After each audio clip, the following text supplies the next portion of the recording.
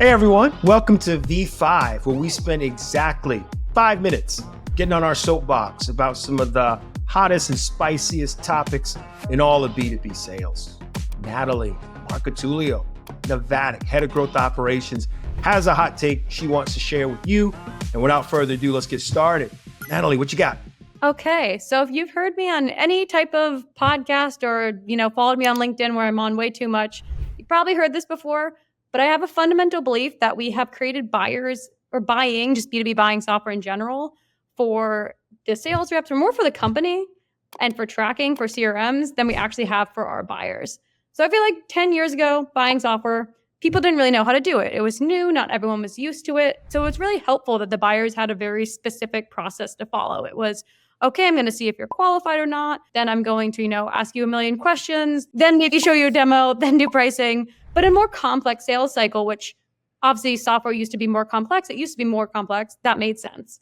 Now, almost anyone's bought software, and not just like any leader. I feel like anyone across any org has bought software in some way. So this concept still that we think as the company, we know better than the buyer about what they want.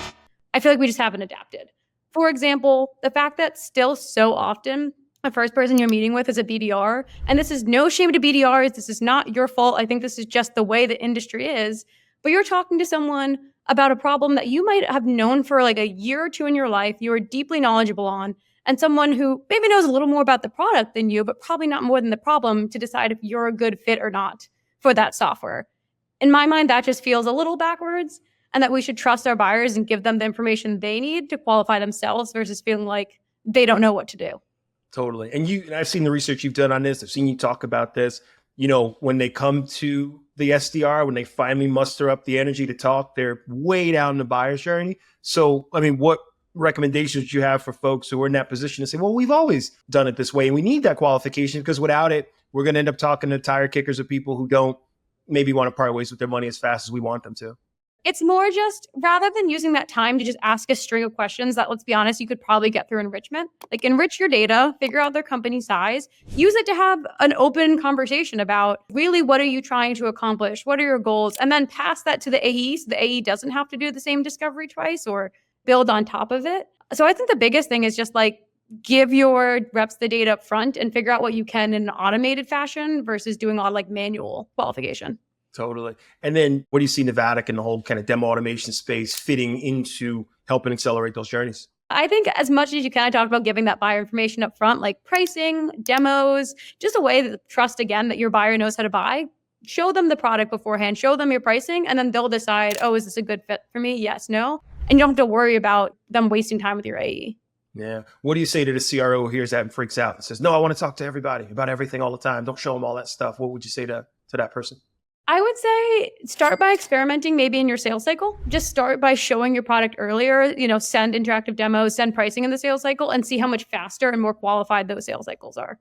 Yeah, we see it all the time. And I've said this as well as Gartner research. Most folks want to talk to the sales engineer. And I think that's a function of, I want to see the product fast. I want to see what it does. And I want to see what it costs.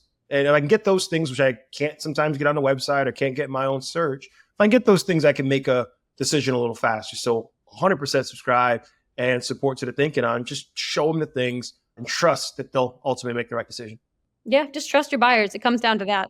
Trust. I get it. Now, anything you're working on or want to talk about in any context at all while we got some time left?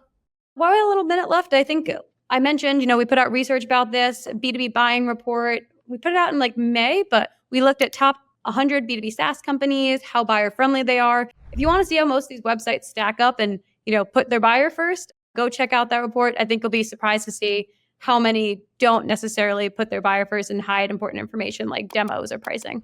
Love that. Thank you. Appreciate it. We'll get that into the link here. So Natalie, thanks for joining us for V5. Audience, you know what to do. If this is a take you want to hear more on and extend this V5 to maybe a V15, let me know. Send me a message or a comment accordingly.